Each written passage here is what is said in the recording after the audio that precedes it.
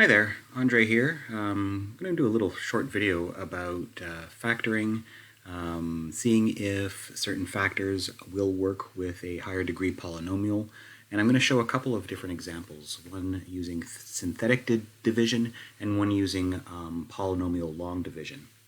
So the first one I have here is I have a pretty extensive polynomial, and I'm asking if 1 is a root of this or if x minus 1 is a factor of this polynomial. Now, one thing I should point out is that this is the same question, and both of them are basically asking you to see if, using the zero factor principle, if when 1 is applied to your value of x, will you get a 0 for your function? So is your function, which is this polynomial, going to provide a result of 0? Because if one of the factors is 0, then anything multiplied by 0 will give you 0. And so one quick way to do it is just to plug it in, right? If you plug in your 1 as every single x and you get a result of 0, then the answer is yes, it is a root or a factor of 0. And 1 to the power of 4 is 1, 1 to the power of 3 is 1, times 5 is 5, 1 to the power of 2 is 1, minus 7, when you multiply by minus 7, 1 times negative 29, and plus 30. So 1 and 5 is 6, minus 7 is negative 1, minus 29 is negative 30, and then you add 30 to that, and you have 0. So, as I said, that's sort of a fast way, but that's not why we came here today. We came here to talk about division and factoring. So I'm going to do synthetic division, and it's going to start a little bit like this, where I'm going to take the numeric coefficients, so 1, 5, negative 7, negative 29, plus 30. And it's important to note, if I didn't have this 5x cubed, for example, say that wasn't there, and all I had was x to the power 4 minus 7x squared, I would have to put a 0 here for a placement of the x cubes. And that's an important step, sometimes gets forgotten. So we have a 5, but just as an important side note, that if there isn't in descending order, if you are missing an exponent, put a 0 as your placeholder. So we're asking about 1, which is what we're going to be asking, will it fit in? And so the first step is 1 times 1 is 1. 1 multiplied by 1. I'm going to do this subtraction. It's going to give me 4. And then I'm going to go 1 times 4 is 4. I'm going to do this subtraction. I'm going to get negative 11. And then I have 1 times negative 11 is negative 11. The subtraction here that occurs is going to be negative 29 minus 11, which is going to be actually plus 11. So that'll give you negative 18. And then 1 times negative 18 is going to be negative 18, and this will give you negative again to make it plus 18, so it'll give you 48, or plus 48. You don't really need that. But what does this represent? What does this mean? Well, this means that x minus 1, that factor that you were just trying out, which meant x was equal to 1, which is why we're using 1, multiplied by what we have here is our new coefficients, and this is the cube section, so this is 4x cubed minus 11x squared minus 18x plus 48. This is a factor, and we just solve this, and this multiplied together, if you did it distributive and went 1 by 1 by 1, you would end up with your original starting point.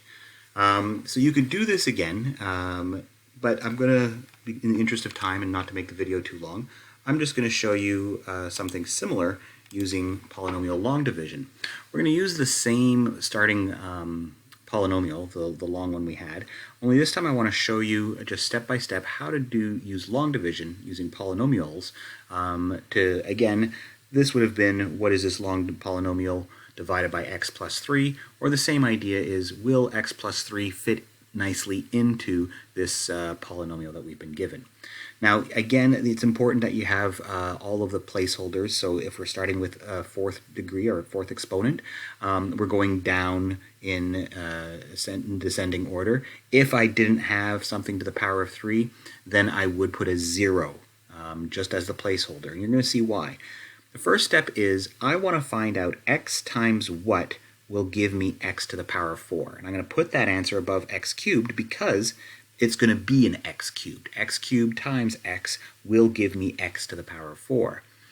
And that's typically how we do long division, just multiply it out. But I have to multiply it by the entire outside binomial here. So it's not just x cubed times x, it's x cubed also times 3x.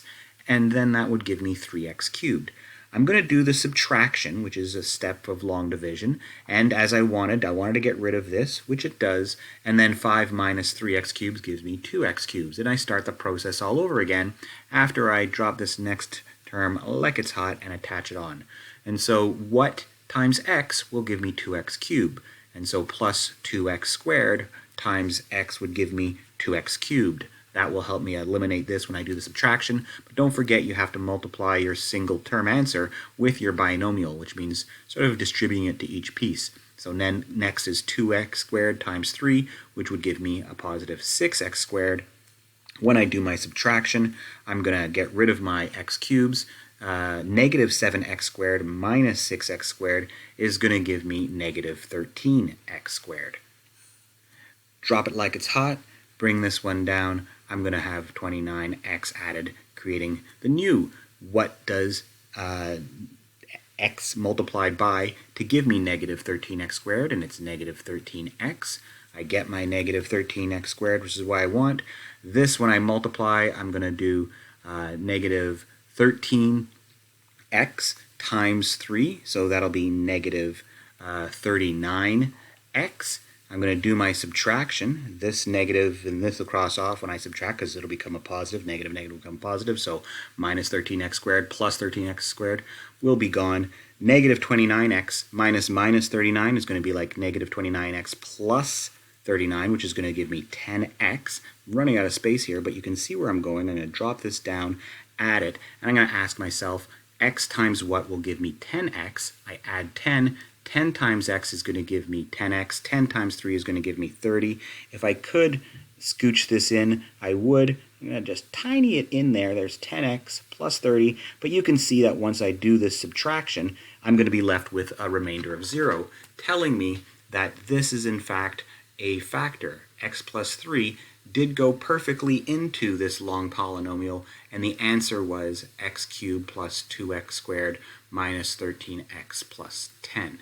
Now, if I wanted to go and factor this further, I could follow these steps again, right? You could choose to use polynomial long division. You could choose to use, and another thing to note is when you're trying to choose what the factor is, you're sort of looking at this first term, which is the 1, and the last term, which is the 10, and all the factors that come from that 1 times 10.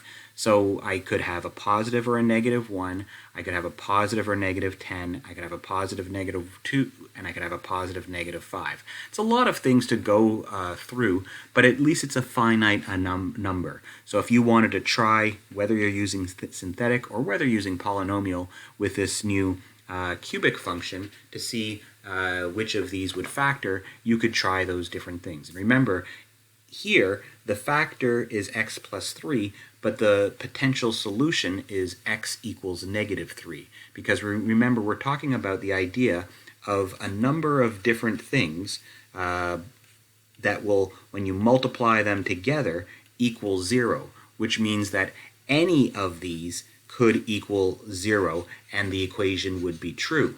And so you may have multiple answers in your solution set.